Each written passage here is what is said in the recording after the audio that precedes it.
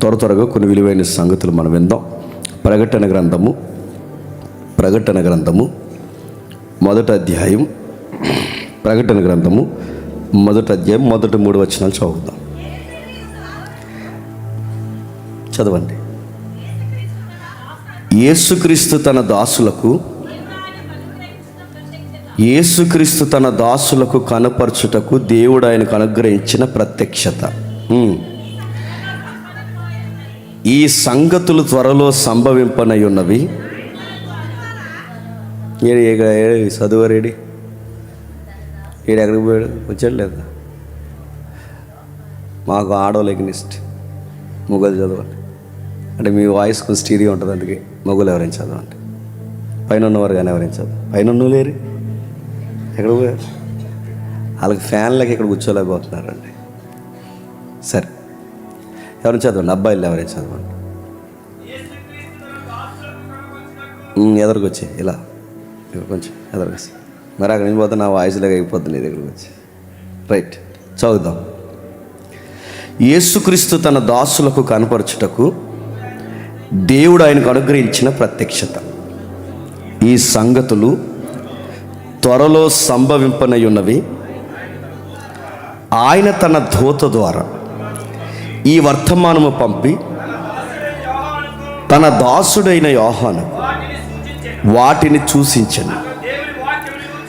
అతడు దేవుని వాక్యమును గూర్చి యేసుక్రీస్తు సాక్ష్యమును గూర్చి తాను చూస్తున్నంత మట్టుకు సాక్ష్యమిచ్చెను. సమయము సమీపించినది గనుక ఈ ప్రవచన వాక్యములు చదువువాడును వాటిని విని ఇందులో రాయబడిన సంగతులు గైకొని వారును ధన్యులు. ఏమని రాస్తున్నాడు చూడండి. ప్రకటన గ్రంథాన్ని గురించి రాస్తున్నప్పుడు నా వలీది చదివేవారు ధన్యులు. ధ్యానించాలి, పాటించాలి, వాటి విషయాలు గైకొనాలి. అట్టివారు నా వలే ధన్యులు. కొంచెం సౌండ్ తగ్గించండి. నా వలే ధన్యులని రాయబడిన సంగతులు రాస్తూ అనేక విషయాలు మనకు పరిచయం చేశాడు. మృతుల్లో నుండి లేచిన వాడు, ఆది సంభూతుడు, నమ్మకమైన సాక్షి, రాజ్యానికి వారసులుగా మనం మలచిన వాడు, యాజకులుగాను రాజులుగాను మనం తీర్చిదిద్ది తన రాజ్యంలో హక్కుదారులుగా మలచిన వాడు, మేఘాల మీద వస్తున్న సాక్షాత్తు దైవ స్వరూపముగా తాను దేవుణ్ణి కనుబరుచుకునేవాడు. శ్రమల్లో ఉన్న యోహాను చూపిస్తూ, ఇదిగో నా వలె శ్రమ పొందిన వారు ఎవరైతే ఉన్నారో వారికి నేను సహదాసున్నని యోహాన్ని కూడా మనకు పరిచయం చేసినవాడు. ఆ సంగతులు మనం ధ్యానిస్తూ వస్తున్నప్పుడు ఆయన గురించి మనం ఇంకా గొప్పగా మాట్లాడుకున్నాం. యోహాను దేవదూత చేత నడిపింపబడుతున్నాడు. దేవదూత కొన్ని సంగతులు చూపిస్తుంది. ఆ చూపిస్తున్న సంగతులు దేవదూతకి ప్రభు అయిన యేసుక్రీస్తు వారు పర్మిషన్ ఇచ్చాడు. యోహానికి గైడ్గా పనిచేస్తున్నది ఎవరంటే దూత. యోహానికి గైడ్గా దూత పనిచేస్తుంది. ప్రభు అయిన యేసుక్రీస్తు వారు స్వరము అంటే బూరధరం అంటే స్వరంతో వెనక నుండి మాట్లాడుతున్నది ఎవరు అని ఎనిదిరికి చూసినప్పుడు ప్రభు అయిన యేసుక్రీస్తు వారు ఆయనకు ప్రత్యక్షమయ్యాడు. ఆ ప్రత్యక్షమైన వాడు ఆయన చూసి ఆశ్చర్యపోయాడు, భయానికి గురైపోయాడు. నడుముకు దట్టి కట్టుకున్నాడు, నిలువు టంగి ధరించుకున్నాడు. ఆయన ఎవరంటే ఒకవైపు రాజు, మరొకవైపు ప్రధాన యాజకుడు. ఒకవైపు రాజు, మరొక వైపు ప్రధాన యాజకుడిగా ఉన్నాడు. ప్రకాశమైన వెలుగుతున్నాడు, తెల్లని జుట్టేసుకున్నాడు, 2 అంచుల ఖడ్గం కలిగిన వాడిగా ఉన్నాడు. అలాంటి తేజోమయుడైన సూర్యుని వలె ప్రకాశిస్తున్న ఆయన యోహానికి ఎప్పుడైతే కనబడ్డాడో భయపడి చచ్చిన వాని వలె పడిపోయాడు. అప్పుడు యోహాను అన్నాడు, నేను మొదటి వాడిని, కడపటి వాడిని, జీవించేవాడిని, మృతుడైతున్నా కానీ ఇదిగో యుగయుగాలు సజీవుడైనాను. మరణం యొక్క తాళపు చెవులు నా దగ్గర ఉన్నాయి. యోహాన్ని పరిచయం చేస్తూ, యోహాను ద్వారా మనకి పరిచయం అవుతూ, తన గంభీరత్వాన్ని చూపిస్తూ యేసుక్రీస్తు వారు కనుపరుచుకుంటున్న విధి విధానాలు మనం చూస్తూనే వచ్చాం. అలాంటి గంభీరమైన దేవుడు చేతులు 7 నక్షత్రాలు పట్టుకున్నాడు. ఆ 7 నక్షత్రాలు పట్టుకున్న ఆయన 7 దీపస్తంభాల మధ్య సంచరిస్తున్నాడు. ఆ 7 నక్షత్రాలు ఎవరో మనం చూసాం. ఆ 7 నక్షత్రాలు 7 సంఘాలకి రిప్రజెంట్గా ఉన్న పురుషులు, లేదా బోధకులు, లేదా కాపర్లు, లేదా పెద్దలు. ఆ నక్షత్రాలు చేత పట్టుకున్నవాడు 7 దీపస్తంభాల మధ్య సంచరిస్తున్నాడు. ఆ దీపస్తంభాలు ఏటో మనం చూస్తాం. ఆ దీపస్తంభాలు సంఘాలు. అలా సంచరించిన వాడు సంచరిస్తూ ఎఫెసీ సంఘంలో సంచరించాడు. ఆ ఎఫెసీ సంఘానికి వచ్చి ఆయన చెప్పాడు, 7 నక్షత్రాలు చేత పట్టుకున్నవాడు సంఘం కోసం మాట్లాడుతూ, నీ క్రియలు నాకు తెలుసు, నీ ప్రవర్తన నాకు తెలుసు, నీ యొక్క కార్యాలు నాకు తెలుసు, నువ్వు ఎలాంటి పరిస్థితుల మధ్య నన్ను అంగీకరించావో నాకు తెలుసు. నీ సహనము, నీ ఓర్పు, నీ సేవా విధానం, నువ్వు దుర్బోధలతో ఫైట్ చేసే విధానం, దుష్టులను సహించలేని విధానం, దొంగ బోధకుల్ని ఎంకరేజ్ చేయని విధానం, ఒక్కటే అన్ని కార్యక్రమాలు నీలో నేను చూశాను. అయితే నీలో నేను ఒకటి గమనించాను, ప్రేమ వదిలేస్తావు. మొదటి ప్రేమను వదిలేస్తావు. నువ్వు ఎన్ని చేసినా మెకానికల్ లైఫ్కి అలవాటు పడిపోయావు. నా కోసం ఫైట్ చేస్తున్నావు, నా కోసం సేవ చేస్తున్నావు, నా కోసం వాదిస్తున్నావు, నా కోసం శ్రమ పడుతున్నావు. ఎవరన్నా ఏదన్నా అంటే ఇదిగో స్టాండ్ తీసుకుంటున్నావు, యేసు నామమును ఎరగనని చెప్తున్నా, అన్నీ బాగానే. కానీ సంసారం చేస్తున్న ఎల్లాలు మెకానికల్గా ఎలాగైతే అలవాటు పడిపోయిందో నువ్వు కూడా నా మొదటి ప్రేమను వదిలేస్తావు. నీ ప్రేమ లేనప్పుడు నువ్వు వంట చేస్తే ఎవరికి కావాలి? నువ్వు ప్రేమించలేనప్పుడు నువ్వు ఇంట్లో సేవ చేస్తే ఎవరికి కావాలి? నువ్వు ప్రేమ చూపించినప్పుడు ఇల్లంతా శుభ్రం చేస్తే ఎవరికి కావాలి? నువ్వు ప్రేమ లేనప్పుడు నా బట్టలు ఉతికితే ఎవరికి కావాలని ఒక భర్త ఎలాగైతే భార్యను అడుగుతాడో, ఆ పెండ్లి కుమారుడు తన వధువైన సంఘాన్ని అడుగుతున్నాడు. అందులో సంఘం పేరు క్రీస్తు సంఘం. ఆ సంఘానికి కొన్ని అడ్రస్ ఎఫెసీ సంఘం. ప్రేమ తగ్గిపోయింది అనలేదు, ప్రేమ వదిలేస్తావు అని మొదటి సంఘాన్ని పాయింట్అవుట్ చేశాడు. ఇప్పుడు మనం ఆలోచిస్తున్నాం స్ఫురణ. చదువు ఒకసారి. స్ఫురణలో ఉన్న సంఘపు దూతకి ఎలాగూ రాయము, మొదటివాడు కడపటివాడును, మృతుడను మరలా బ్రతికిన వాడును చెప్పు సంగతులేమనగా, నీ శ్రమను దరిద్రతను నేను ఎరుగుదును, అయినను నీవు ధనవంతుడివే, తమ యూదులమని చెప్పుకొనుచు యూదులు కాకయే సాతాను సమాజపు వారి వలన నీకు కలుగు దోషం నేను ఎరుగుదును.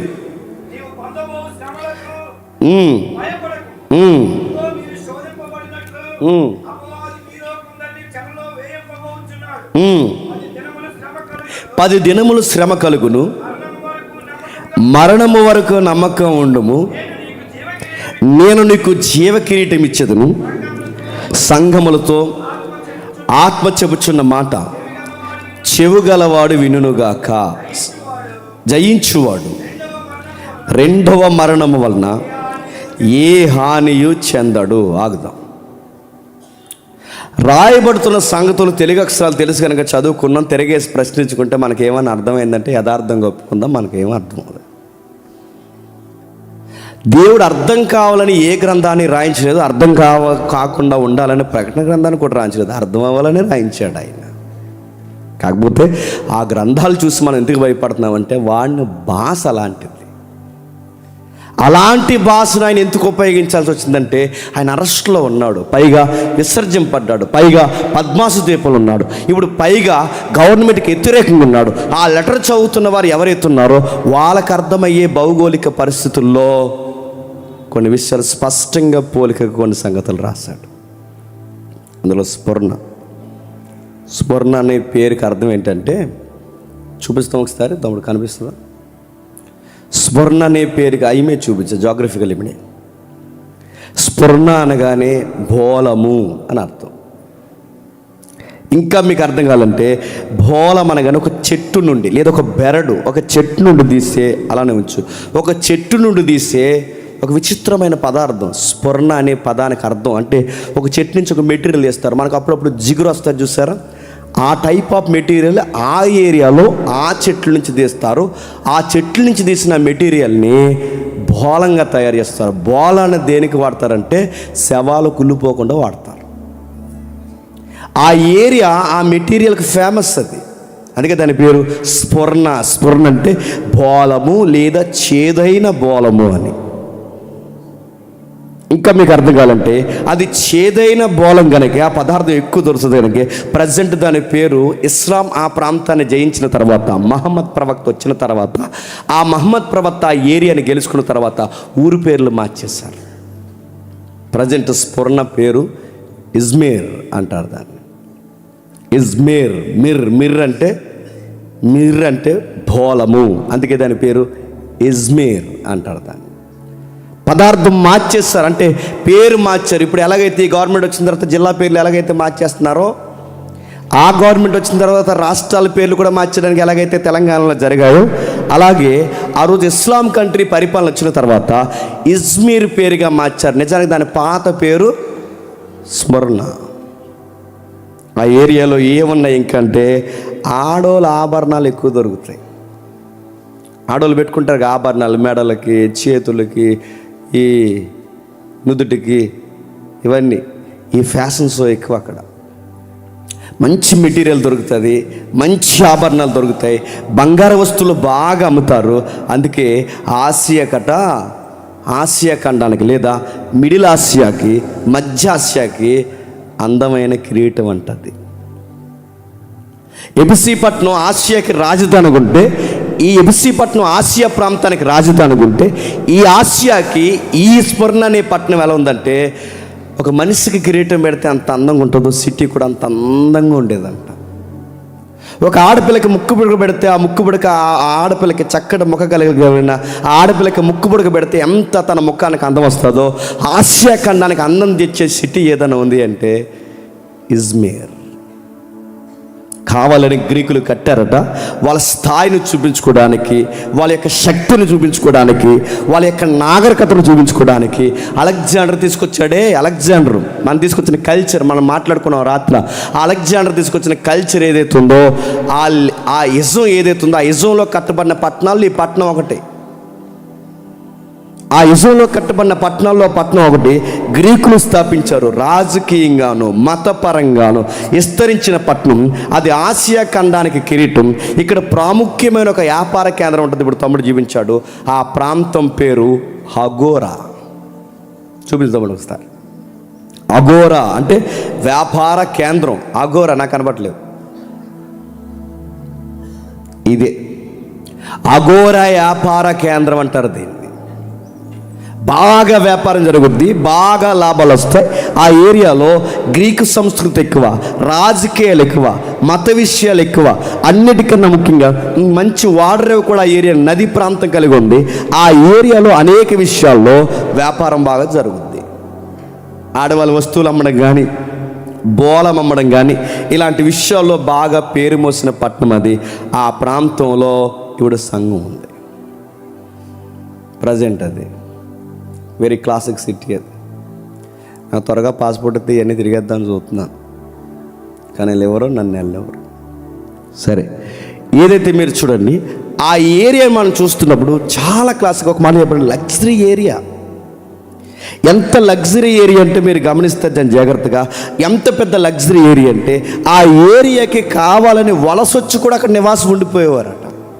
అంటే సరదాగా చూడడానికి వచ్చిన తర్వాత ఆ ఏరియాకి అట్రాక్షన్ గురై అరే మళ్ళీ ఈ సిటీని వెళ్ళకూడదని చెప్పి అక్కడే సెటిల్ అయిపోయేవారట. ఆసియాకి అందం తెచ్చిన పట్టణం, ఆసియాకి వ్యాపారంలో బాగా లాభాలు తెచ్చిన పట్టణం. అలాంటి పట్టణంలో ఈరోజు ప్రజెంట్ పుట్టాలు అవన్నీ.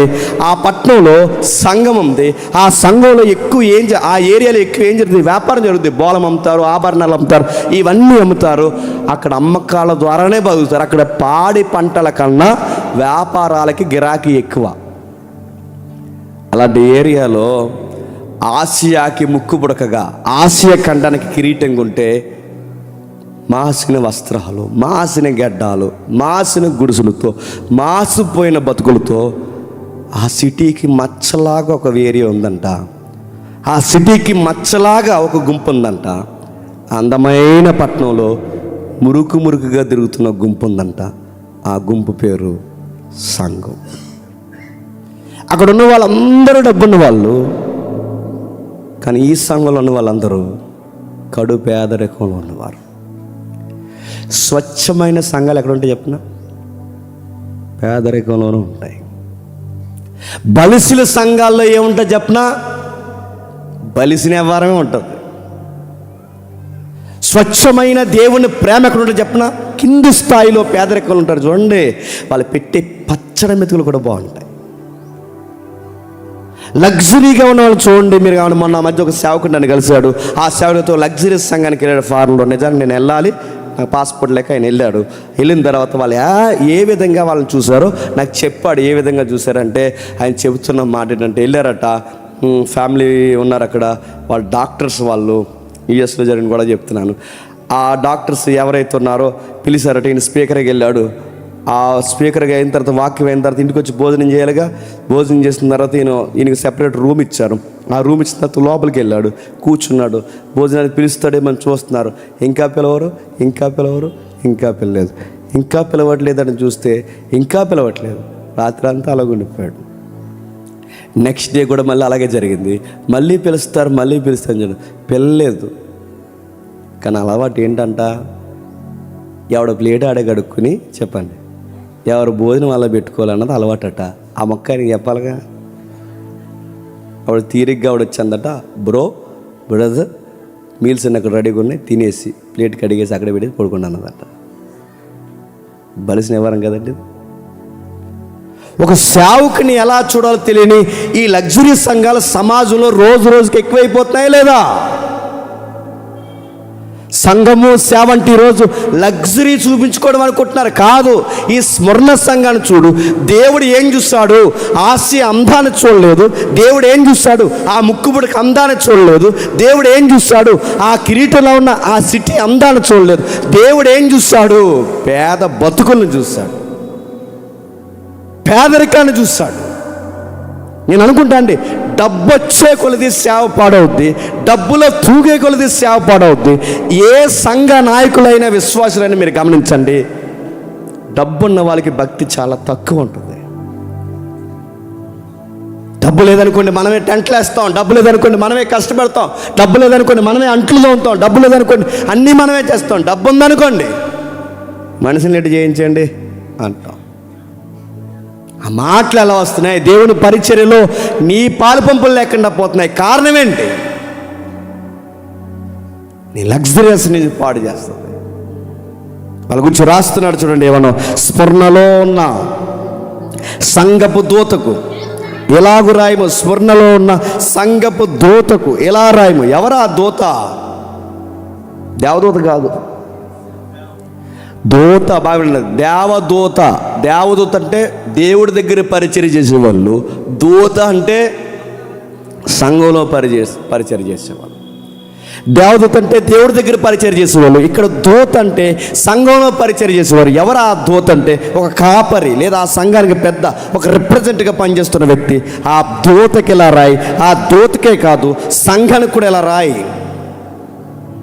ఏమని రాయాలి? నేను మొదటి వాడును కడపటి వాడిన యుండి మృతులై మరలా బ్రతికిన వాడు చెప్పు సంగతులు ఏమనగా. ఎందుకు ఈ మాట్లాడుతున్నాడు చెప్పండి? స్ఫురణానికో విషయం చెప్పాలి, సంగమానికో విషయం చెప్పాలి. డబ్బున్న వాళ్ళు మంచి మంచి బట్టలు వేసుకుంటే నీకేమన్నా సిగ్గు కలుగుతుందేమో, నువ్వు అస్సలు సిగ్గుపడకు. స్ఫురణానికో విషయం చెప్పాలి, సంగమానికో విషయం చెప్పాలి. వాళ్ళు గుంపులుగా తిరిగి వాళ్ళు లగ్జరీగా నీకు కనబడుతుంటే నువ్వు గమనించు, నువ్వేం సిగ్గుపడుతున్నావో, నీకు ఎవరు లేరు, నువ్వేమీ సిగ్గుపడకు. సంగమానికో విషయం చెప్తున్నాను. నీ దగ్గర డబ్బు లేకపోవచ్చు, నీ దగ్గర హోదా లేకపోవచ్చు, నీ దగ్గర పేరు లేకపోవచ్చు, నీ దగ్గర ప్రఖ్యాతులు లేకపోవచ్చు, నీ దగ్గర చెప్పుకోదగ్గ స్థాయి లేకపోవచ్చు, నువ్వు పూరు గుడుసులో ఉండొచ్చు. కానీ నా దృష్టికి నువ్వు ధనవంతుడివి. నీతో మాట్లాడుతుంది ఎవరో తెలుసా? మృతుడైతేనే కానీ చెప్పండి, బ్రతికిన వాడు చెప్పు సంగతులు ఏమనగా. ఆ మాట ఎందుకు కోట్ చేస్తున్నాడంటే, ఈయన మనిషి కాదని చెప్పడానికి. ఎవరు మృతులవుతారు? మనుషులు. ఎవరు తిరిగి లేవరో? మనుషులు. మరి తిరిగి లేవని వారు మనుషులైతే ఈయన తిరిగి లేస్తే ఎవరు? దేవుడు. నేను మృతుడై తిరిగి లేచానన్న భాష ఎందుకు ఉపయోగిస్తున్నాడు? మనుషుడు మరణిస్తే తిరిగి లేవడు, ఈయన మరణించి తిరిగి లేచాడంటే చెప్పండి, ఈయన దేవుడు. సంగమా, నీతో మాట్లాడుతున్న సాక్షాత్తు దేవుడు. నేను మాట్లాడుతున్న దేవుణ్ణి. నేను మనిషిని అయితే మరణిస్తాను, నేను మనిషిని అయితే మరలా లేవను. నేను మనిషిని కాదు, దేవుణ్ణి గనకే మరలా తిరిగి లేచి బ్రతికి మరణంలోకి వెళ్ళి చావంచుకెళ్ళి ఆ చావులో నిద్రించి మరణించి తిరిగి లేచి నీతో నేను మాట్లాడుతున్నాను. బ్రతికిన వాడు చెప్పు సంగతులు ఏమనగా, నీ శ్రమను, నీ దరిద్రతను నీ నెరుగుదును, అయినను నువ్వు ధనవంతుడివే. తాము యూదులమని చెప్పుకొనొచ్చు, యూదులు కాక. ప్రశ్న, నీ శ్రమ, నీ దరిద్రత నీ నెరుగుదును. ఇప్పుడు అడుగుతున్నాను, ఎందుకు ఈ క్రైస్తవులకి దరిద్రత వచ్చింది? దరిద్రత అంటే అదో శాపంగా. దరిద్రత అంటే పేదరికంలో మరింత పేదరికం. ఎందుకు పేదరికం వచ్చింది? సామెతల గ్రంథంలో రాసినట్టు గుర్తుపెట్టుకోండి, పని చేయని వాడు, ఏ పని చేయని వాడు సింపురుగుడ్ల కారణకుడు అవుతాడని సామెతల గ్రంథంలో ఉందా లేదా? పని చేయని వాడు సింపురుగుడ్ల కారకుడు అవుతాడని ఎలాగైతే సామెతల గ్రంథంలో ఉందో, వీళ్ళు ఏ పని చేయకపోవడం వలన పేదోళ్ళు అయ్యారా? వ్యసనాలకు అలవాటు పడేవాళ్ళు కానీ, సుఖాలకు అలవాటు పడిన వారు కానీ, మగాళ్ళకి మరి చెప్తున్నాను, వ్యసనాలకు కానీ సుఖాలకు కానీ అలవాటు పడితే సింపుల్ కొట్లు వేసుకోవడం కూడా పనికి గుర్తుపెట్టుకో. మగాడు కష్టపడాలి, మగాడు కాస్త సంపాదన కలిగిన వాడుగా ఉండాలి. వ్యసనాలకు అలవాటు పడిపోయినా, ఏ పని చేయకుండా సోమర్లా తిరిగినా, పని దొంగవైతే నీళ్ళంతా దొంగల ముఠాగా మారిపోద్దేమనుకుంటున్నావు. వీళ్ళెందుకు పేదోళ్ళు అయిపోయారు? చాలామంది క్రిస్టియన్లు చేస్తున్న తప్పటి చెప్పిన, ఇక దేవుడిని నమ్ముకున్న తర్వాత ఇంకే పనిలోకి వెళ్ళరండి. ఇదో రోగం. అప్పుడు చెప్పాడు పని చేయొద్దని, ఉద్యోగాలు చేయొద్దని చెప్పారా? పని చేయొద్దని చెప్పారా? దేవుడు ప్రేయర్ కూర్చుని ఇక ప్రార్థన పేరు వంక పెట్టుకుని ఇక ఏ పని చేయగలదు, సన్నాసిగడ అయిపోతాయో అనుకుంటున్నావు. పని చేయి, దేవుడి పేరు చెప్పి నువ్వు ఇంట్లో ఏ పని చేయకుండా నిస్సారంగా కూర్చుంటే ఎవరికి చెడ్డ పేరు? యారు ఎగ్జామ్స్ అలా ఎందుకు రాసేవారంటే, ఈ పోటీగాడు అన్నాడట మీటింగ్స్లో ఎక్కువ తిరిగి చదవలేకపోయింది. ఎవరికి చెడ్డ పేరు?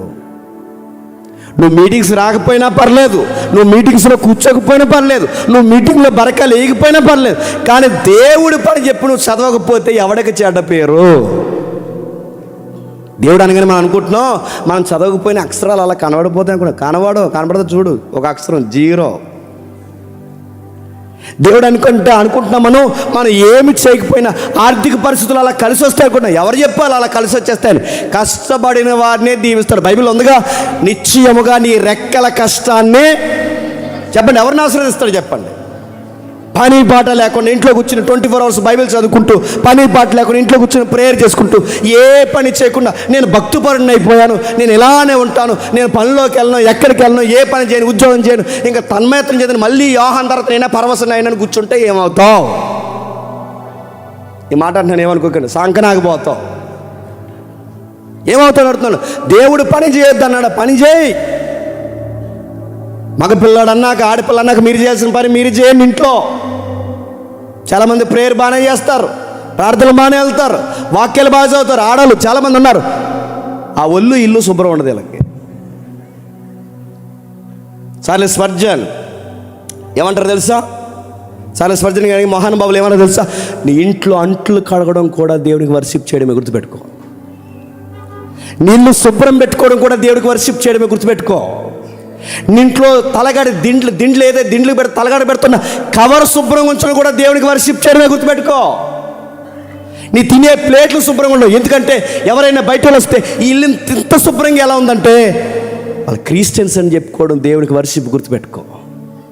వాళ్ళ బట్ట శుభ్రం, వాళ్ళ ఒళ్ళు శుభ్రం, వాళ్ళ మాట శుభ్రం, వాళ్ళ బతుకు శుభ్రం. కేవలం ప్రార్థన అని చెప్పి, కేవలం దేవుడు అని చెప్పి, కేవలం వాక్యాలని చెప్పి ఏ పని చేయకపోతే అడుగుతున్నాను, మనం దేవుని పిల్లలు అవుతామా? పని దొంగలం అవుతాం, సింపుల్ గుట్ల కారకులు అవుతాం, పేదోళం అవుతాం. దేవుడి పేరు చెప్పి కొంతమంది చదువులు దేశించేసి వాళ్ళు ఉన్నారు తెలుసా? దేవుని నమ్ముకున్న తర్వాత ఇంక చదవరంట. మరి ఏం చేస్తావు? ఓ ప్రకటన కింద రాస్తావు మాకు, నేను దేవుడిని నమ్ముకునే ఇంక నేను చదవంటే, దేవుడిని నమ్ముకుంటే చదవద్దని ఉందా? బైబిల్లో IAS IPSల స్థాయి దానియేలు లాంటి వారు ఉన్నారు, నీకు కనబడుతుందా? దానియేలు ఇంటర్వ్యూలో ఎలా సెలెక్ట్ అయ్యాడో, దానియేలు ఇంటర్వ్యూ పెడితే ఎలా సెలెక్ట్ అయ్యాడు దానియేలు చెప్పండి. జ్ఞానమందును, వివేకమందును, సౌందర్యమందును, మాటల యందును నేర్పరగలవాడు ఉన్నాడు కనుక రాజు అన్నాడట, ఆ కుర్రోడ్ని మాకు రైట్ హ్యాండ్గా పెట్టండి అన్నాడట. ఆ స్థాయికి యోసేపు వెళ్ళలేదా? ఆ స్థాయికి దానియేలు వెళ్ళలేదా? చదివే టైంలో చదవాలి, ఉద్యోగం కొట్టే టైంలో ఉద్యోగం కొట్టాలి, మగపిల్లలు వయసు దాటిన వారైతే పని చేసే టైంలో పని చేయాలి, సంపాదించే టైంలో సంపాదించాలి, దాయాలి. దేవుడి పేరు చెప్పి ఎగ్గొట్టావో నీకు నువ్వు నష్టపోతావు, దేవుడికి కూడా చెడ్డ పేరు తెస్తావు. ఇప్పుడు ప్రశ్న, వీళ్ళు ఎందుకు పేదోళ్ళు అయిపోయారు? 24 hours ప్రార్థనలు ఉండడం వల్ల పేదలు అయిపోయారా? వీళ్ళు ఎందుకు కడు పేదరికలు ఉన్నారు? గంజి తాగే పరిస్థితుల్లోకి వీళ్ళు ఎందుకు వచ్చేసారు? వీళ్ళ పరిస్థితులు ఎందుకు దిగజారిపోయాయి? కేవలం ప్రేయర్స్లో ఉండిపోయి, వాక్యం ఉండిపోయి, 24 hours బైబిల్ చదువుకోవడం వల్ల, ఇక ఏ పని చేయకుండా ఉండడం వల్ల పేదలు అయిపోయారా? కాదు కాదు కాదు. వీళ్ళు ఎందుకు పేదలు అయిపోయారంటే హిస్టరీ చెప్తుంది, నీ శ్రమ, నీ దరిద్రత నాకు తెలుసు. నువ్వెందుకు అలా అయిపోయావంటే గవర్నమెంట్ మీకు వ్యతిరేకం అయిపోయింది. ఆ ఏరియాలో ఎక్కువ ఏం జరుగుతుందట చెప్పండి? వ్యాపారం. క్రిస్టియన్స్ కూడా అక్కడ వ్యాపారం చేసేవారట. సంఘంలోనే అనేక మంది వ్యాపారం చేసేవారట. వాళ్ళ వ్యాపార కేంద్రాల్లో క్రైస్తవులు కూడా వ్యాపారాలు ఉన్నాయట. వాళ్ళ వ్యాపారాలని కావాలని యూదులు, గవర్నమెంట్ కలిసి వాళ్ళ వ్యాపారాన్ని చిందరవందర చేసేయట. స్వర్ణ సంఘంలో ఉన్న విశ్వాసులు ఎందుకు పేదరికంలో పోయారంటే గవర్నమెంట్ వాళ్ళ వ్యాపారాలకు వ్యతిరేకమైపోయింది. వాళ్ళ వ్యాపారాలు తొక్కేసి ఎందుకు వ్యతిరేకమైపోయిందంటే ఆ ఏరియాలో కొంతమంది దేవుళ్ళని, దేవతల్ని పూజిస్తారు. ఆ ఏరియాలో కొన్ని ఏరియాలో దేవుళ్ళని, దేవతల్ని పూజిస్తారు. ఆ దేవతలు పూజించిన వారు వాళ్ళ దేవతలను పూజించకపోతే, అంటే రాజుని ఆరాధిస్తారు. ఆ రాజు ఆరాధన ఉంది ఆ ఏరియాలో, చక్రవర్తిని ఆరాధించాలి. చక్రవర్తిని ఆరాధించాలన్నారు గనుక వాళ్ళ వ్యాపారాల మీద కొట్టేశారట. గమ్మత్తని చెప్పిన, చక్రవర్తిని ఆరాధించారు కనుక వ్యాపారాల మీద కొట్టేశారట. రెండోది, యూదుల మతాలు అంగీకరించలేనందుకు, యూదుల విశ్వాసానికి వెళ్ళి పెద్దపేట వెళ్ళినందుకు ఈ దొంగ యూదులందరూ కలిసి ఏం చేస్తారో తెలుసా? వారి వ్యాపారాల నష్టాల్లో పడేశారట. ఈ సందర్భాలనే, ఇలాంటి పరిస్థితులు క్రైస్తవులకు ఎదురవుతున్నాయని హెబ్రీ పత్రికలు వీరి గురించి రాశాడు. ఒకసారి చూడండి. హెబ్రీయులకు రాసిన పత్రిక, అపోస్తలుడైన పౌలు హెబ్రీయులకు రాసిన పత్రిక 10వ అధ్యాయం 34 వచనం. మీరు ఖైదులో ఉన్న వారిని కరుణించి మరీ శ్రేష్టమైనది స్వాస్యం ఉన్నదని ఎరిగి, బ్రదర్ కొంచెం సౌండ్ ఏమైనా కొంచెం పెడతారు నాకు కొంచెం. మీ ఆస్తిని కోల్పోవుటకు సంతోషముగా ఒప్పుకుంటారు. 32వ వచనంలో, అయితే మీరు వెలిగింపబడిన మీదట శ్రమలతో కూడిన గొప్ప పోరాటములు సహించిన పూర్వ దినముల జ్ఞాపకం తెచ్చుకుని, ఒక విధముగా చూస్తే మీరు నిందలు, బాధలు అనుభవించడం చూసిని 10 మందిలో ఆరటపడితే వారు దుకాణాలు చూస్తుండగా తన్నేశారంట.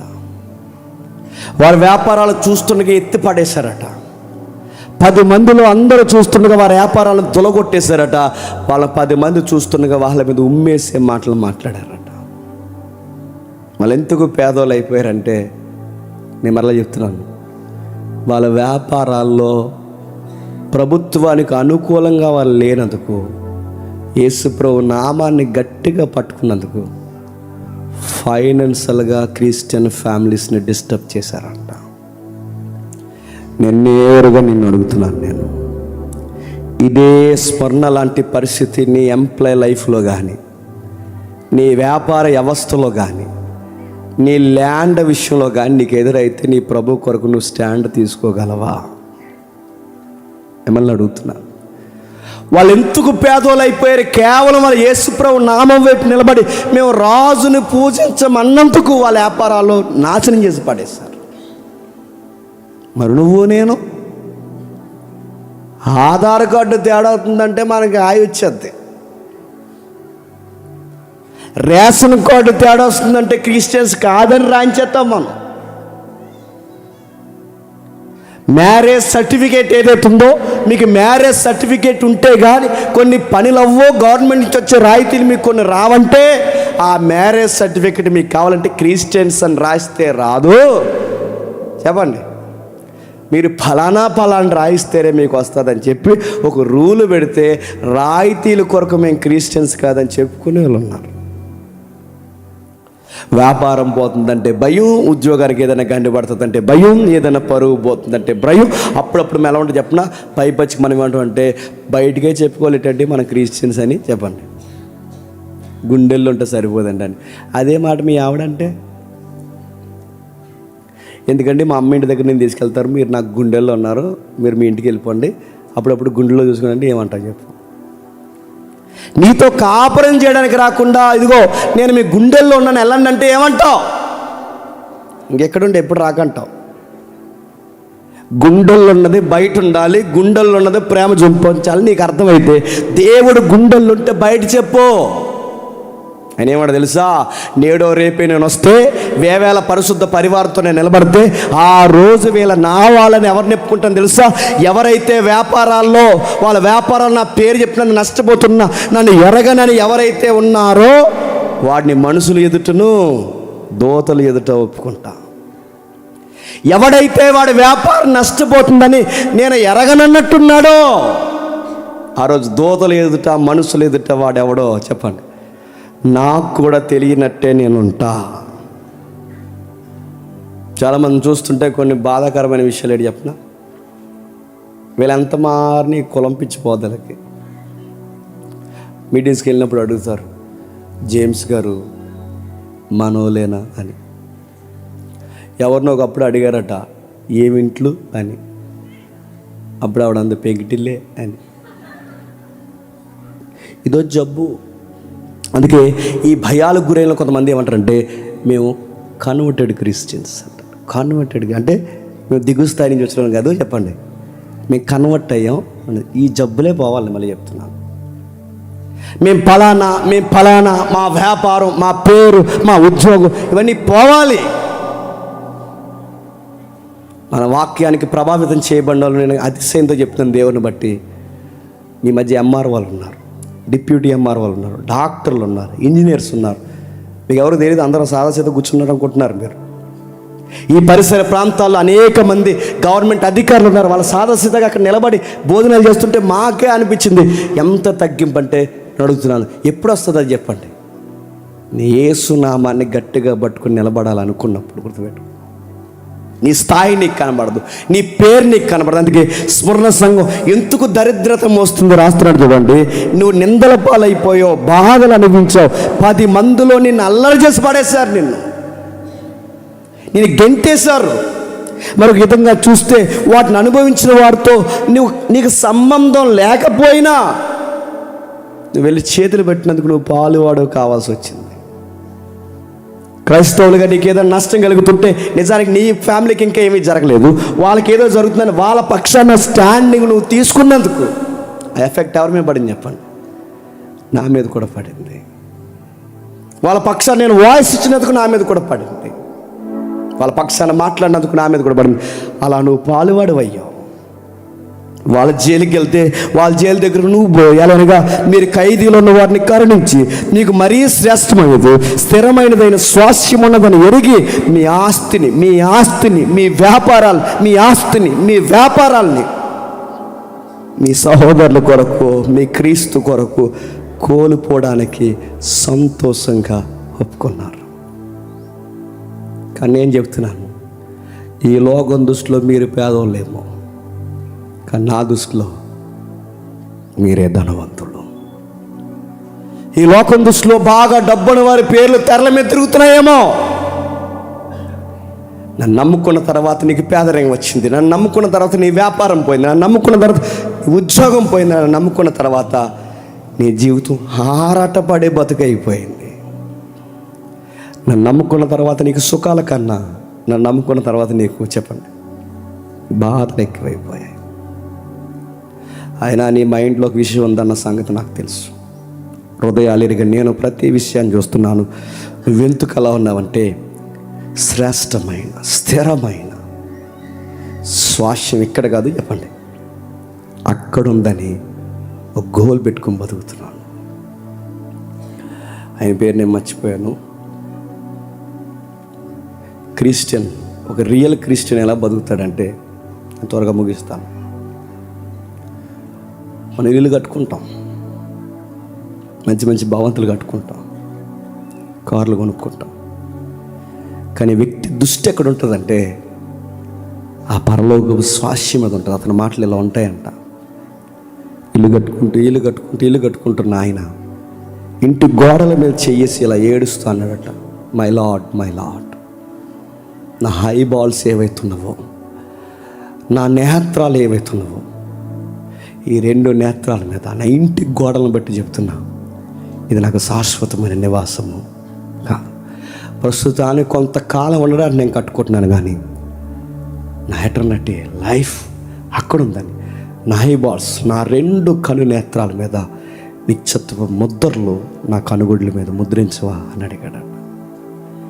నేను కారును చూస్తున్నా, నా ప్రయాణం అక్కడికైనా అర్థం అవ్వాలి. నేను ఇల్లు కట్టుకున్నా, నా నివాసం అక్కడ ఉందని నాకు అర్థం అవ్వాలి. నేను ఏ వస్తువు వాడినా నా లైఫ్ ఇక్కడ శాశ్వతమైనది కాదని నాకు అర్థం కావాలి. వాళ్ళు అదే గోల్ పెట్టుకుని బతుకుతున్నారట. ఖైదీలు ఉన్న వారి దగ్గరికి మీరు వెళ్తున్నారు, కరుణిస్తున్నారు. ఖైదీలు ఉన్న వారి దగ్గరికి మీరు వెళ్తున్నారు, కరుణిస్తున్నారు. ఇప్పుడు చెప్పండి, పౌలు గారిని అరెస్ట్ చేశారు, పౌలు గారిని కొట్టారు, పౌలు గారిని నిందలేస్తారు. అలాంటి టైంలో పౌలు గారు మావాడంటే వాడిని ఏం చేస్తారు? వాడిని కొడతారు.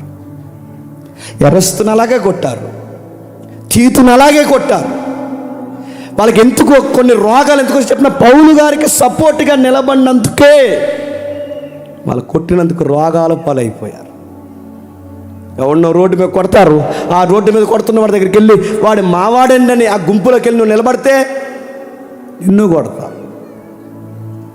మన సహోదరులు యేసుప్రభువుని నమ్ముకున్నందుకు వాళ్ళు కొడుతున్నారట, యేసుప్రభువుని నమ్ముకున్నందుకు వాళ్ళు తిడుతున్నారట, యేసుప్రభువుని నమ్ముకున్నందుకు వాళ్ళ వ్యాపారాలు నాశనం చేశారంట అని నీకు తెలిసినప్పుడు స్ఫురణలో ఉన్న సంఘ విశ్వాసులందరూ వెళ్ళి ఏం బాధపడకండి, మీకు చెప్పండి మేమున్నాం అని వెళ్ళారట. అటు వాళ్ళు నష్టపోయారు, వాళ్ళ పక్షాన స్టాండింగ్ తీసుకున్నందుకు చెప్పండి వీళ్ళు నష్టపోయారు. నీ కళ్ళ ముందు తోటి విశ్వాసులుగా నేను ప్రశ్న అడుగుతున్నాను, నీకు వ్యాధిగ్రస్తులు సంఘంలో ఉన్నా నీ కళ్ళకు కనబట్టలేదేమో, వాళ్ళ హాస్పిటల్లో నెలలు మగ్గిపోతున్న కనీసం ₹1 తీసి జేబీలోంచి నీకు ఇవ్వాలనిపించట్లేదంటే అసలు నువ్వెవడవే? నువ్వు అసలు క్రిస్టియన్వేనా? ఏదో తెలుసో తెలియకో ఏదో తెలియని విషయాలు, పూర్తి విషయాలు ఏంటో మనకు తెలియదు. కొంతమంది లేనిపోని చట్టాల్లో ఇరికింపబడి ఖైదీలు అయిపోయారు. అది నీకు వినబడింది. ఎప్పుడన్నా వాళ్ళని చూడడానికి నువ్వు వెళ్ళావా?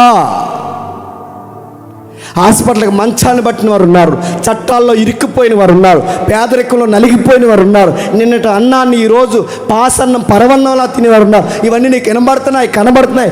ఎప్పుడైనా వాళ్ళ పక్షాన్ని వెళ్ళి, అరే మీరు ఖైదీలు ఉంటే మీ పక్షాన్ని మేము బయట ఫైట్ చేస్తాంరా, మీరు పేదరికంలో ఉంటే మీకు మేమన్నం పెడతాంరా, పెద్దమ్మ నువ్వు లెగిసేంత వరకు మీకు మేము సేవ చేస్తాంరా అని ఎప్పుడైనా ఎవరి పక్షానైనా నువ్వు స్టాండింగ్ తీసుకున్నావా? దేవుడు ఇవన్నీ చూస్తాడు. రాత్రి నాతో పాటు డాక్టర్ గారు ఉన్నారు. మీకు మాదిరి ఉంటుందని చెప్తున్నాను, మాకేదో ఆ మనసు ఉందని కాదు, కానీ మేము వెళ్ళాం. నిజానికి వాళ్ళని ఫోన్లో గైడ్ చేయొచ్చు, మేము జాతిగా తీసుకెళ్ళండి, మరి సెమినార్ ఒత్తుడు నేను లేకపోతే ఇక్కడ అన్ని పనులు అవ్వని తప్పించుకునే మాట నేను చెప్పొచ్చు. డాక్టర్ గారు కూడా చెప్పొచ్చు, పలానాకి నీకు వెళ్ళండి అని. ఆ లిఫ్ట్ ఎక్కే ముందు నేను దేవుడు అనుకో మాట చెప్పాను. మన దేవుడు ఎలాంటి విషయాలు చూస్తాడు చెప్పిన. నిజానికి మనం ఫోన్ చేస్తే వాళ్ళు గొప్పగా చెప్పుకుంటారు, జేమ్స్ అని మేము వచ్చేంత వరకు మాకు ఫోన్ చేస్తూనే ఉన్నాడు, మమ్మల్ని మళ్ళీ తీసుకుని ఏం జరిగిందని మాకు అడుగుతున్నాడు. ఈ మాట చెప్పరాలో ఫోన్ ఎవడైనా చేస్తాడు, బిల్ ఎంత అయిందని ఎవడైనా అడుగుతాడు. కానీ సీన్లో ఉండాలిగా. అప్పుడు నాన్నతో ఒక మాట లిఫ్ట్ ఎక్కే ముందు, అన్న మన దేవుడు ఏం చూస్తాడు చెప్పనా, నేను రోగిన ఇంటిని చెప్పండి, నన్ను చూడవద్దు అంటే మనం అనుకుంటాం నువ్వు ఎప్పుడు హాస్పిటల్లో జాయిన్ అయిపోవా అని మనం అనుకుంటాం. ఆ రోజు సోలాపూర్ నుంచి వచ్చాను, నాకు లో బీపీ వచ్చింది, స్ట్రోక్ లక్షణాలు అని చెప్పారు. నేను జాయిన్ అయ్యానంటే ఆ సిస్టర్ కోసం మీరు చెప్తున్నారంటే ఎస్ జేమ్స్ బిజీగా తిరిగావు కదా రాత్రి అని నన్ను అడగడా చెప్పండి. ఆయన తమ్ముడు నీతో పాటు జత పనివాడిగా తిరుగుతున్నాడు. వాళ్ళ నాన్న నెలలు హాస్పిటల్లో మగ్గిపోయి చచ్చిపోయాడు. వాడిని వాతాచడానికి భుజం మీద చేయడానికి నీకు అవకాశం ఉన్నా వెళ్ళావా లేదా? నేను హాస్పిటల్ మంచం మీద ఉన్నప్పుడు చూడడానికి వచ్చావా లేదా? ఇవన్నీ లెక్కలు చూసే దేవుడు అండి మన దేవుడు. ఆయనతో అందుకే గొడవ. ఇవన్నీ చూస్తాడు ఆయన. ఏడ్చే వాళ్ళతో ఏడ్చావా, నవ్వే వాళ్ళతో నవ్వావా, తినే వాళ్ళతో తిన్నావా, కూర్చున్న వాళ్ళతో కూర్చున్నావా, లేచే వాళ్ళతో లేచావా? నీ సమస్త కార్యాలు ఏంటో నాకు తెలుసు. స్వర్ణ సంఘాన్ని పోగొడుతున్నాడు. నువ్వు దరిద్రత ఎందుకు అనిపిస్తున్నావంటే కేవలం నీ సహోదరుల పక్షాన్ని నువ్వు నిలబడినది. నువ్వు దరిద్రతను ఎందుకు అనుభవిస్తున్నావంటే నా నామాన్ని గట్టిగా పట్టుకున్నందుకు. నువ్వెందుకు ఎంత బాధను అనిపిస్తున్నావు అంటే, ఇంత పేదరికాన్ని నువ్వు ఎందుకు అనిపిస్తున్నావంటే, మీ ఆస్తులు కావాలా, మీకు యేసు కావాలా, మీకు ఆస్తులు కావాలా, యేసు కావాలా, మీకు ఆస్తులు కావాలా, యేసు కావాలంటే మాకు యేసే కావాలి. మా ఆస్తులు కోల్పోవడానికి మేము సంతోషంగా ఒప్పుకుంటున్నాం. మా ఆస్తుల కన్నా మాకు యేసు ప్రభువే ఎక్కువని నా కొరకు మీ ఆస్తులు మీరు వదిలేశారు. స్వర్ణ, నాకు నచ్చిన సంఘం నువ్వు. పాయింట్అవుట్ చేయబడిన సంఘం ఏదైనా ఉందంటే ఈ సంఘమే. ఆ సంఘం అంటే దాని పేరు క్రైస్ట్ చర్చ్ అంటారు. దాన్ని శ్రమలు ఎక్కడైతే ఉంటాయో, బాధలు ఎక్కడైతే ఉంటాయో అక్కడ క్వాలిటీ చర్చ్ ఉంటుంది. ఎక్కడైతే లగ్జరీ ఎక్కువైందో చెప్పండి, సుఖాలకు మరిగిన సంఘం ఎక్కువ అక్కడ ఉంటుంది. గుర్తుపెట్టుకో. ఇప్పుడున్న లెక్క ప్రకారం, క్రిస్టియన్ సర్వే ప్రకారం మంచి సంఘం ఎక్కడుందో తెలుసా? చైనాలో ఉంది ఇంటర్నల్గా. ఇప్పుడున్న క్వాలిటీ చర్చ్ ఎక్కడ తెలుసా? గల్ఫ్ ఏరియాలో ఉంది ఇంటర్నల్గా. ఇప్పుడు సుఖాలకు మరిగిన సంఘాలు ఎక్కడో చెప్పినా మన తెలుగు రాష్ట్రాలు కూడా ఎక్కువైపోయాయి ఇప్పుడు బాగా. ఏముందా మీ గోల్స్? రాజ్యాలు, వ్యాపారాలు, సామ్రాజ్యాలు విస్తరింపజేసుకున్నట్టే విస్తరింపజేసుకుంటున్నారే తప్ప పక్కోడు పేదరికంతో ఉన్నా పట్టించుకో, ఎదుటోడు బాధతున్నా పట్టించుకో. సంఘం అంటే ఏంటి? సహవాసం. సహవాసం అంటే ఏంటి? ఒకరి బాధలు ఒకరు భరించను. మాకేంటి, మా ఫ్యామిలీ బాగున్నాం, వాళ్ళలో ఉంటాయి ఏంటని తప్పించుకునే దొంగల సమూహం కాదు సంఘం అంటే. నువ్వు ఏడిస్తే ఏడాలి, నువ్వు నవ్వుతే నవ్వాలి. నువ్వు పెద్దమ్మవైనా, చిన్నదానమైనా, పెద్దోడమైనా, ఎవరైనా నీ కుటుంబం కన్నా మీకు మేమున్నామని చెప్పుకుని ఒక సంఘం ఉండాలి. అది కదా సంఘం అంటే. ఆ సంఘంలో గ్రేట్గా ఉందంట సంఘం. స్ఫురణ నిలబడింది. వాళ్ళు అంటున్నారు, ఎంత బాగా మాట్లాడతారు చూడండి. చదువుదాం వచ్చిన త్వరగా 8వ వచనం నుండి.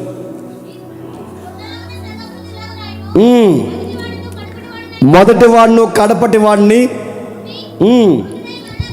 మృతుడై మరలా బ్రతికి తిని చెప్పు సంగతులు ఏమనగా, నీ శ్రమ, నీ దరిద్రతను నేను ఎరుగుదును, అయినను నువ్వు ధనవంతుడివే.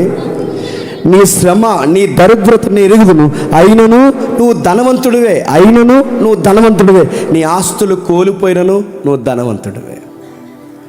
ఇవే లక్షణాలు ఎవరు క్లెయిమ్ చేసుకున్నారో తెలుసా? అపోస్తలుడైన పౌలు గారు క్లెయిమ్ చేసుకున్నాడు. ఎక్కడ? కొరింథీయులకు రాసిన 2వ పత్రిక. అపోస్తలుడైన పౌలు త్వరగా కొరింథీయులకు రాసిన 2వ పత్రిక 6వ అధ్యాయం 7 నుంచి.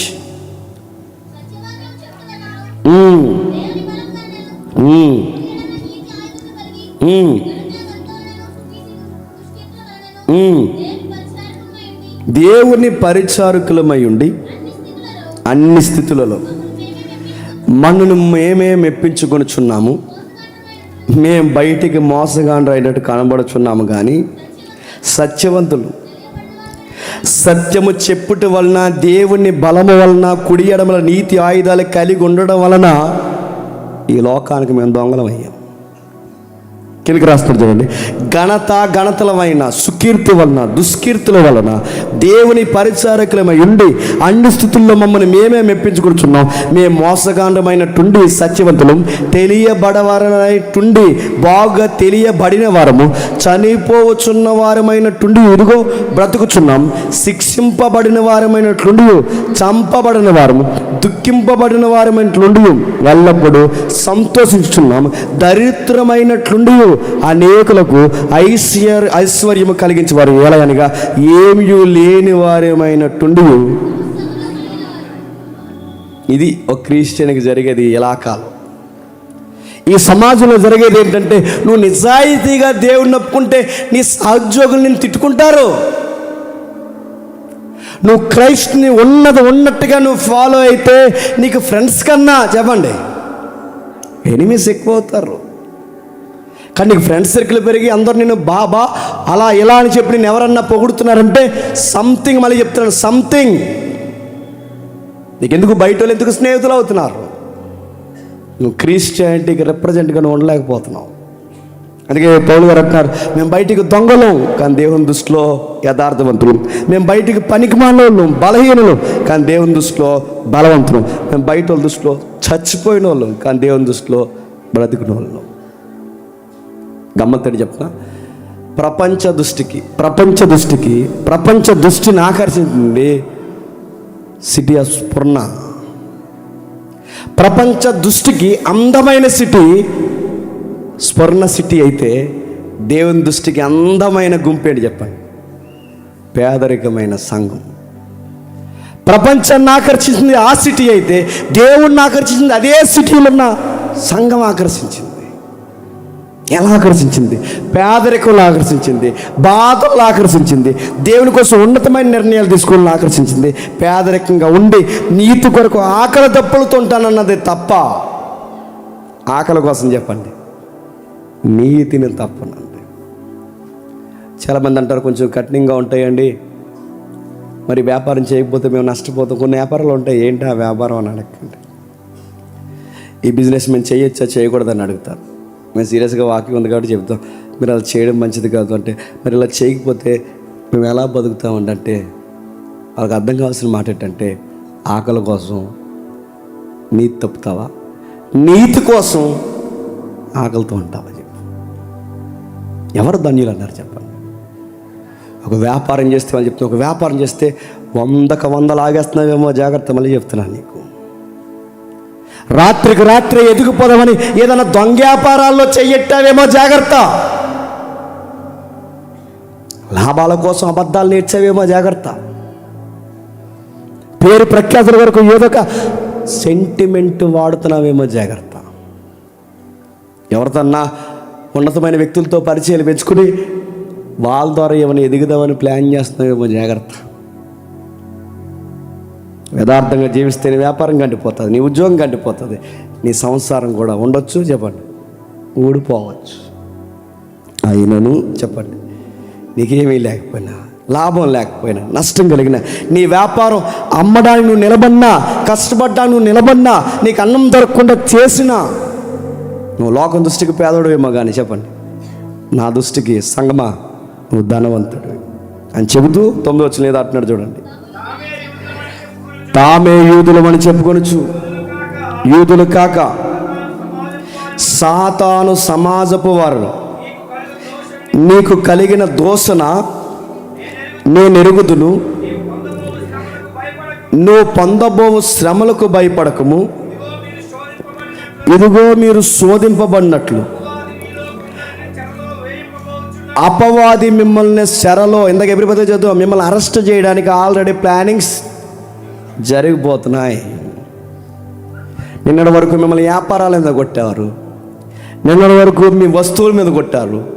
ఇప్పుడు నెక్స్ట్ ప్లాన్ ఏం చేస్తుందంటే గవర్నమెంట్ మిమ్మల్ని అరెస్ట్ చేయడానికి ప్లాన్ చేస్తుంది. సంగమా జాగ్రత్తగా. ఈ బాధలు ఎన్ని రోజులు ఉంటాయంటే జస్ట్ 10 days అన్నాడు. 10 రోజులు మాత్రమే ఉంటాయి. 10 రోజులు అంటే నిజంగా 10 రోజులు అని కాదు, దానికి అర్థం ఉంది. గట్టిగుండు, నీ వ్యాపారం కొట్టినా గట్టిగుండు, నీకు ఇబ్బంది కలిగినా నువ్వు గట్టిగా నిలబడు, నీకేం జరిగినా గట్టిగా నిలబడు. కొద్ది రోజుల శ్రమ ఉంటుంది, స్ట్రాంగ్గా నిలబడు. ఆర్థికంగా దొలగొట్టారు, ఇప్పుడు మానసికంగా కుంగదీస్తున్నారు, శారీరకంగా కష్టపెట్టడానికి, మేము తప్పుడు కేసులు పెట్టడానికి రెడీ అయిపోయారు. జాగ్రత్త. మన దేవుడితో ఎలా ఉంటుంది చెప్పిన, ఒక బాధ అయిపోతే మరో బాధ రెడీగా పెడతాడు. అప్పుడే బాగుంటాం మనం. దావీదుకి సౌలు పోయాడట. సౌలు పోయాక కుంపట ఇంట్లోనే స్టార్ట్ అయ్యిందంట. ఒకటి పోతే ఒకటి రెడీగా ఉంటుందంటే, ఒకటి పోతే ఒకటి రెడీగా ఉంటుంది. ఎందుకు ప్రభువా అంటే, ఈరోజు పాటలు మీరు నైట్ చూస్తారు. ఎందుకు ప్రభువా అంటే, నువ్వు ఉద్దేశపూర్వకంగా ఏ బాధ మాకు కలిగించో, మోయదగిన బాధనే మాకు అనుభవిస్తాం. కొన్ని బాధలు మాకు ఎందుకు అనుభవిస్తున్నామంటే, మేము బాగుంటామని మమ్మల్ని బాధలకి అప్పగిస్తాం. ఇప్పుడు నేను పాత లెసన్లో చెప్పి నేను ముగిస్తున్నాను. కొన్నిసార్లు పిల్లలు మాట వినరు. అయ్యో కందిరేగలయ్యి కుదురండ్రా అంటే, ఈ శ్రీకాంతాన్ని కొడుకు ఒకడు ఉంటాడు అన్నాడు. అక్కడ వచ్చాడు లేదు. మళ్ళీ సేమ్ లక్షణాలు మా చిన్నపిల్లకి వచ్చాయండి. ఇలా కుదురుంటారు. అందులో వేలు ఎడతారు, ఇందులో ఎడతారు, పెగ్గలో వేలు ఎడతారు, అందులో ఎడతారు, క్యాండిడేట్లో ఎడతాడు వేలు. అన్నీ కుదిరలేని తొండ్ర పనులన్నీ. అలా వీళ్ళు ఎడతారు, ఇలా వీళ్ళు ఎడతారు. ఆ టైంలో అమ్మ చెబుతుంది, కాలుతుంది, మేడ చివరికి వెళ్ళకు, పడతావు, జాగ్రత్త అని చెప్తే ఎన్ని చెప్పినా చేస్తారు కదా. దొడ్డన కూతురు ఒకరు అస్సలు ఎంత యాక్టివ్. మన ఇక్కడ తగిలేసిన పీటీ ఉషాకి తగిలినాడు దెబ్బ, మళ్ళీ పరిగెడతా. ఆగదు ఆ పిల్ల అస్సలు. జస్ట్ మొగుడుగా పుట్టబోయి ఆడపిల్లకి పుట్టేసిందండి ఆ పిల్ల. ఎంత యాక్టివ్గా ఉంటుందో, వాళ్ళ నాన్న కంగారు పెట్టేస్తుంది. ఆ పిల్ల అస్సలు కుదరను. కొన్నిసార్లు కుదరలేనప్పుడు గట్టి కొడతారు, తిడతారు. ఆ గట్టి కొట్టడం మీరు చూడండి, మూలకు పోయి ఏడుస్తారు. ఆ లవ్లీ మమ్మీలు ఉంటారు, సంతూరు మమ్మీలు, మళ్ళీ ఆ పిల్లల్ని ఎట్టుకుని ఏడుస్తారు. మరి ఇంకెప్పుడు ఇంకా ఆలోచన అని. అప్పుడేమో అమ్మ నా పిల్ల అట్టుకుని ఏడుస్తుంది. పోన్లే అమ్మ అని వీళ్ళ అమ్మ ఏడుస్తుంది, వీళ్ళిద్దరూ ఏడుస్తారు. మన ప్రశ్న ఏంటంటే, నేను నైట్ చెప్తాను మిగిలిన విషయాలు. ఎందుకు కొట్టావు? కొట్టి మళ్ళీ ఆ పిల్లని పట్టుకుని ఎందుకు ఏడుస్తున్నావు? కొట్టడం దేనికి, ఏడడం దేనికంటే నా పాటలు అదే చివరిలైన. కొట్టడం దేనికి, శ్రమను అనుమతించడం దేనికి, ఏడవడం దేనికి, దేనికి? ఎందుకు కొట్టాడంటే, ఆడు అలాంటి కుదిరలేని పనులు చేసుకుంటూ వెళ్తే, ఆడెక్కడ పడితే అక్కడ ఏలు పెడితే, ఆడి కాలితే ఆడి ప్రాణానికి, ఆడి అవయవానికి ప్రమాదం కనుక కొట్టాను. మరి ఎందుకు ఏడుస్తున్నావు అంటే చెప్పండి, ఆడు ఏడుస్తున్నాడు కాబట్టి ఏడుస్తున్నాడు. That is mother love. దేవుడిది కూడా అంతే. మాకెందుకు శ్రమలు అనిపిస్తున్నావంటే, మీరు ఇలా సుఖం మరిగితే పాడైపోతారు. మరి ఎందుకు నువ్వు మేము బాధపడితే బాధపడుతున్నావంటే, మేము బాధపడుతున్నాం కాబట్టి నువ్వు బాధపడతావు. ఇలా వాక్యాలు అది ఉంటుంది. నువ్వు ఉద్దేశపూర్వకంగా ఏది చేయవు. మేము నవ్వుతే నువ్వు నవ్వుతావు, మేము ఏడిస్తే నువ్వు ఏడుస్తావు. స్ఫురణ, నీకు బాధలు కలుగుతున్నప్పుడు నేను సింహాసనం మీద కూర్చుని నేనేం ఆనందంగా లేను. నా కోసం నువ్వు నలిగిపోతున్నప్పుడల్లా నేను కూడా ఎక్కడ చెప్పండి నలిగిపోతున్నాను. సౌలా సౌలా నువ్వు నన్ను హింసిస్తున్నావు అన్నాడు. వ్యాఖ్యానం రాసుకుంటే అక్కడ ఏమంటే చెప్తున్నా, మేమెప్పుడు నిన్ను హింసించామంటే సంఘాన్ని హింసిస్తున్నాం కనుక చెప్పండి నన్ను హింసిస్తున్నాం. మీకు అర్థమైతే గుర్తుపెట్టుకోండి. మనం నవ్వుతే నవ్వే దేవుడు, మనం ఏడిస్తే ఏడ్చే దేవుడు. ఎందుకు బాధలు పెడతాడంటే, కొన్ని లగ్జరీ మన లైఫ్ని పాడు చేయకూడదు. ఆ సిటీ పాడైపోవడానికి కారణం ఏంటి చెప్పిన, వాళ్ళ వ్యాపారాలు. ఆ సిటీ పాడైపోవడానికి వాళ్ళ మతాలు. ఆ సిటీ పాడైపోవడానికి కారణం వాళ్ళకి ఆర్థిక లాభాలు. అదే ఏరియాలో సంఘం ఉంది. ఆ లగ్జరీ సంఘానికి అలవాటు అయితే ఏమొద్దు చెప్పండి, సంఘం పాడవద్దు. అందుకే సంఘానికి దేవుడిచ్చిన అనుమతి ఏంటి చెప్పిన, నువ్వు గట్టిగా నా మీద నిలబడినప్పుడు నీకు ఇబ్బందులు కలుగుతాయి. ఆ టైంలో నిజానికి నీ విరోధులు నేను చంపేయచ్చు అని నేను చంపుకుని ఎందుకు వదిలేస్తున్నానంటే, ఆ టైంలో నువ్వు నిలబడే విధానం ఉంది చూసావా, నాకు నచ్చుతుంది. అది నీకు ఎంతైనా మంచిది. అందుకే వాళ్ళు నిలబెట్టాడు, తులుమాడుతున్నాడు. ఇదిగో కిందకి రాస్తున్నాడు చూడండి, ఇదిగో యూదులు కాని కొంతమంది యూదులు అని. వీళ్ళెవరు? ఇప్పటికీ యూదులు కాకుండా యూదులు అని చెప్పుకుని ఉన్నారు లేదా తెలుగు రాష్ట్రాలు చెప్పండి. ఇప్పుడే ఉన్నారు, అప్పుడు ఉండరా? అప్పుడప్పుడు వచ్చి వాళ్ళు మాట్లాడతారు. ఏమని చెప్పిన, అబ్రహాం గారు మాకు ఏమవుతారు తెలుసా? ఏమవుతారు? తాతయ్య గారు అవుతారు. ఇదే నువ్వు గుంటూరులో పుట్టి అబ్రహాం గారు మీ తాతయ్య గారు అలాగా అవుతారు అన్నారు. మేము ఏ గోత్రికులో తెలుసా, మొన్న కొనుక్కున్నారంట గోత్రాన్ని. మేము ఏ గోత్రం తెలుసా, పలానా గోత్రం. మేము ఇంకా నిన్న మొన్న ఎవరో వీడియో పెట్టారు, ఇదిగో జేమ్స్ బ్రో క్రిస్టియానిటీని హైలైట్ చేస్తూ జుడాయిజం తక్కువ చేస్తున్నాడు, ఇతని గురించి మనం కొన్ని మాటలు నిర్ణయాలు తీసుకోవాలంట. జుడాయిజం అంటే మన ఏరియాలో కూడా ఉందంటే ఉంది, మీరు నమ్ముతారు లేదో. రాజమండ్రి పోయినప్పుడు బొమ్మూరు జంక్షన్లో అలా లెఫ్ట్ సైడ్ క్యాస్వారం ఏరియాకి తగిలితే ఆ రైట్ సైడ్ మీరు నమ్ముతారు లేదు, సమాజం అందరూ రన్నింగ్లో ఉంది. అక్కడ మీరు కావాలని చూడండి, అక్కడ ఉంటుంది. యూదులు కాకియే తమ యూదులు మనం చెప్పుకునే వాళ్ళు ఉన్నారంటే ఉన్నారు. ఈ ఉన్నవారు ఏం చేస్తారంటే వీళ్ళ మతాన్ని వీళ్ళ పాటించుకుంటే చాలు, కానీ వీళ్ళ పాటించరు. ఏమంటారంటే ఇదిగో ఏమంటారు, మీరు యేసు అనకూడదు, ఏసా అనాలంటారు. వీళ్ళు ఏమంటారు, మీరు యేసు అనకూడదు, మీరు ఏసా అనాలి. వీళ్ళు పేర్లు పెట్టుకుంటారు. ఏమంటారు చెప్పిన, ఇదిగో యెహోవాని పిలవకూడదు, మరి యెహోవా అనాలంటారు. ఎంత బాధపెట్టేస్తుంటారు. ఇదిగో మీరు తప్పుడు ఆరాధన చేస్తున్నారు. పౌలు పత్రికలు ఎవడు నమ్మన్నాడు మిమ్మల్ని? పౌలు పత్రికలు నమ్మొద్దు, పత్రిక నమ్మొద్దు, క్రొత్త నిబంధన నమ్మొద్దు, సువార్త నమ్మొద్దు. యేసుని మీరు ఎలా నమ్ముతున్నారు? ఈ సాక్ష్యాలు నమ్మొద్దు, అపోస్తుల సాక్ష్యాలు నమ్మొద్దు. మనం అందరం ఎవరో తెలుసా, యూదులతో అంటకట్టబడిన వారు. మీరు ఇంకా క్రిస్టియన్ అని చెప్పి మీరు క్రిస్టియానిటీ అని ఒక మతాన్ని ఎందుకు తయారు చేస్తున్నారు? మీరు యూదులై సున్నతి చేయించుకుని ఇశ్రాయేలు దినాలు పాటిస్తే కానీ మీరు దేవుని పిల్లలకు కాదని బాధలకు గురి చేస్తున్నారంటే ఎక్కడా? స్మరణలో. ఇదే గొడవ అపోస్తుల కార్యంలో జరుగుద్ది. మీరు 15 వెళ్ళినారు చదవండి. క్రైస్తవుల దగ్గర కొంతమంది యూదులు కానీ యూదులు మతంలో చేరిన వారు కొంతమంది వచ్చి కొంతమంది సున్నతి చేసుకుంటే కానీ మన సంఘంలో ఉండడానికి వీల్లేదని క్రైస్తవులను బాధ పెట్టిన గొడవ అపోస్తులు పౌలు బర్నబా. ఆ గొడవ అపోస్తులు 12 మంది దగ్గరికి వెళ్ళిందా లేదా? సున్నతి కోసం గొడవలు, విశ్రాంతి దినం కోసం గొడవలు, ఆచారాల కోసం గొడవలు, పస్కా కోసం గొడవ, రకరకాల గొడవలు. ఆ రోజుల్లో గొడవలు పెడుతున్నారట. యూదులు కాని యూదులు వీళ్ళ ధీమా ఏంటంటే మేము దేవుని బిడ్డలు, మేము తప్ప ఇంకెవడో కాదని వీళ్ళ ధీమా. నేను ముగిస్తున్నా. మేము తప్ప ఇంకెవరో కాదు. అందుకే చూడండి, వాళ్ళు మాట్లాడితే యోహాను సువార్త గారు మనం చదువుతున్నప్పుడు మేమెవరో అబ్రహాం పిల్లలు, మేమెవరో దావీదు గారి తాలూకు, మేమెవరో యూదులని చెప్పుకునేవారు. నేను ఇక్కడ దేవుడు చెప్తున్న మాట అని చెప్తున్నా. నిజానికి ఇప్పుడు వీళ్ళ కాదు దేవుని బిడ్డలు ఎవరు చెప్పండి? స్మరణలో యేసుప్రభు నామాన్ని గట్టిగా పట్టుకుని ఎవరైతే దేవుని కొరకు శ్రమ అనుభవిస్తున్నారో ఇప్పుడు యూదులు కాదు దేవుని బిడ్డలు ఎవరు చెప్పండి? ఇప్పుడు అబ్రహాం సంతానం, దావీదు సంతానం ఎవరంటే యేసుప్రభుని బలంగా నమ్మైన పక్షాన్ని ఎవరైతే శ్రమ పడుతున్నారో వారే నిజమైన యూదుడు, నిజమైన దేవుని కుమారుడు. నువ్వు భయపడకు, వాళ్ళు ఏదో పిచ్చి మాటలు మాట్లాడతారు, నువ్వేమి కంగారు పడకు. నీకు చెప్పండి నేనున్నాను. కింద చదువుదాం, ముగిద్దాం త్వరగా.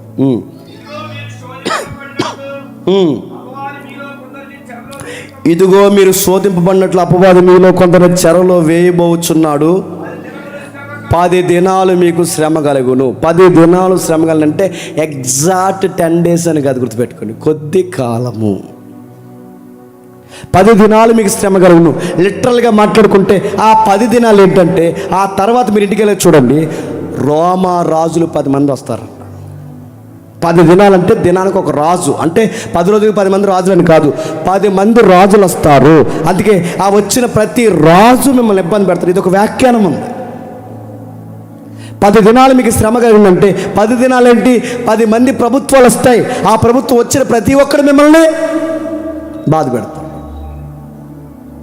అసలు మీ వ్యాపారాలు నష్టపోవడానికి కారణం ఏంటి? మీరు చక్రవర్తి పూజ చేయనందుకు, రోమా ప్రభుత్వ రాజుకి మీరు జై కొట్టినందుకు. ఇప్పుడు ఈడిపోయాడు, రేపు ఇంకొకడు వస్తాడు, వాడలాగే చేస్తాడు, ఇంకొకడు వస్తాడు, వాడలా చేస్తాడు, మరొకడు వస్తాడు, వాడలాగే చేస్తాడు. 10 మంది వస్తారు, 10 మంది అలాగే చేస్తారు.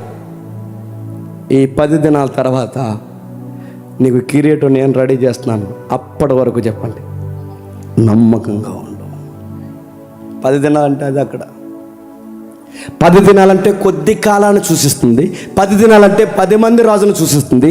అంటే నీ శ్రమకి టైంకి ఒక ఎండ్ ఉంది, గుర్తుపెట్టుకో. నీ శ్రమ దినానికి ఒక ఎండ్ టైం ఉంది. ఆ టైం వరకు నమ్మకం ఉండు. అది 10 days ఉంటుంది. 10 అంటే 10 కాదు, 7 అంటే 7 కాదు. మనం చూసాంగా, 7 అంటే 7 కాదు, 10 అంటే 10 కాదు, 1000 అంటే 1000 కాదు. ప్రకటన గ్రంథంలో విషయాన్ని వ్యక్తీకరించడానికి వాడిన సంఖ్యలు ఇవి. 7 అంటే సంపూర్ణమని ఎలాగ అర్థమవుతుందో 10 అంటే 10 కాదు, 10 అంటే కొద్ది దినాలు. 10 రోజులు నమ్మకంగా ఉండు. ఇదిగో నువ్వు శోధింపబడుటకు అపవాది మీలో కొందరు చెరసాల్లో వేయబోతున్నాడు. 10 దినాలు శ్రమ కలుగును, 10 దినాలు శ్రమ కలుగును, మరణము వరకు. చెప్పండి. 10 దినాలు శ్రమ కలుగును, మరణము వరకు. ఇప్పుడు చెప్పండి, 10 దినాలు శ్రమ కలిగిన వెంటనే మరణం 10 రోజుల తర్వాత వచ్చేస్తుందా? మీకు అర్థమవుతుందో లేదా? అక్కడ నమ్మకంగా మరణం వరకు నమ్మకంగా ఉండంటే దాని అర్థం ఏంటి? 10 దినాల శ్రమ కలిగిన 10 దినాల తర్వాత మరణం వస్తుందా? మరణం వరకు నమ్మకంగా ఉండాలంటే అంటే ఈ 10 దినాల్లో మీకు మరణాలు కూడా వచ్చేస్తాయి. ఈ 10 రాజుల పరిస్థితుల్లో మీకు మరణాలు కూడా వస్తాయి.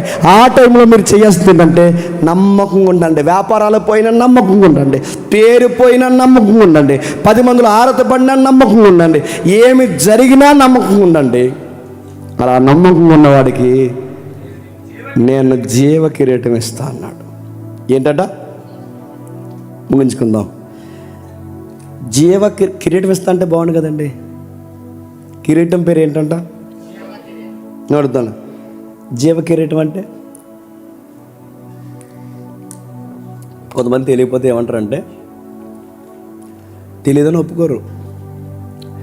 జీవ కిరీటం అంటే జీవ కిరీటం అని అంటారు. అదో స్టైలు, అంటే సాగదీస్తే అది నిజం అన్నట్టు. జీవ కిరీటం అంటే గుర్తుపెట్టుకోండి.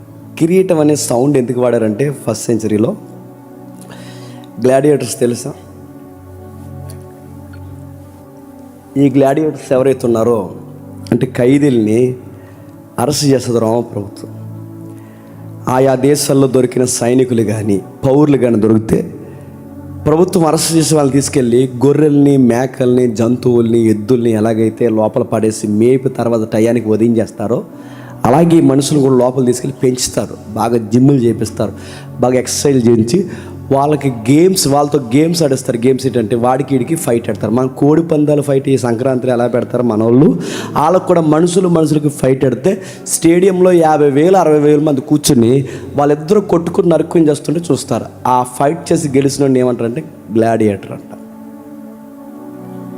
ఈ గ్లాడియేటర్ గెలిస్తే అంటే ఒకడి మీద ఒకటి గెలిస్తే వాడికి లాస్ట్కి ఒక అవకాశం ఇస్తారు. నీకేం కావాలి, అందరి మీద గెలుస్తావు, బాగా ఫైట్ చేస్తావు, ఏం కావాలి నీకు అని అడిగితే ఒకటి స్వేచ్ఛ కావాలంటాడు, లేదా నా తోటి ఖైదీని విడుదల చేయండి అంటాడు. ఆ కోరుకున్న కోరికని సన్మానించేటప్పుడు ఏం చేస్తారంటే వాడికి ఒక కిరీటం పెడతారు. ఆ కిరీటాన్ని దేంతో తయారు చేస్తారంటే అది వాళ్ళే అదే ఫైట్.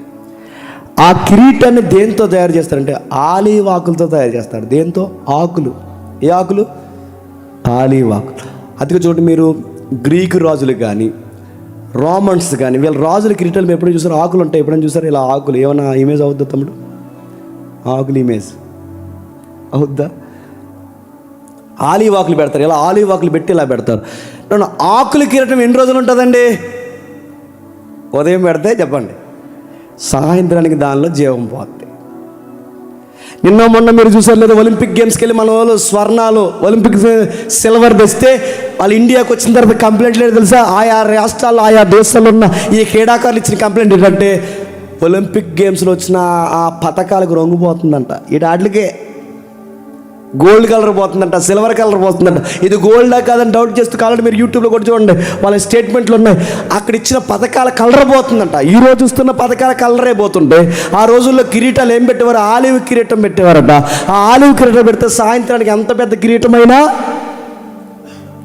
కానీ దేవుడు ఏమన్నాడంటే జయించేవానికి గ్లాడియేటర్గా సమాజంలో నిలబడి నా పక్షాన్ని నిలబడి పోరాట యోధులుగా నిలబడితే వాడబారని కిరీటం. అందుకే పదం వాడాడు పేతురులో కానీ వాడబారని. వాడబారని అంటే ఏంటి? ఇది ఆకులతో పెట్టే కిరీటం కాదు, ఇది జీవం లేని కిరీటం కాదు, ఇది జీవం ఉన్న కిరీటం. నేను పెట్టు కిరీటం ఎప్పటికీ ఆరిపోదు, వాడబారదు, జీవం కోల్పోదు. అందుకే నేను ఆకుల కిరీటం ఏమన్నా చెప్పండి, జీవ కిరీటం ఇస్తాను. ఎవరికి ఇస్తా ప్రభు అంటే నీ వ్యాపారాలు పోయినా నమ్మకం కొంటున్నా అంటానని వాడికి ఇస్తాను. ఎవరికి ఇస్తాను? నా పేరు పోయిన నేను నమ్ముకున్న తర్వాత, నా ఉద్యోగం కంటిపడుతున్నా నేను నమ్మకం ఉంటానని ఎవడైతే అంటాడో ఇక్కడ పరువు పోగొట్టుకొని ఎవడైతే నిలబడతాడో వాడికి చెప్పండి జీవ కిరీటం పెడతాడు. ఈ ఒలింపిక్స్ పథకాల కన్నా గొప్పది.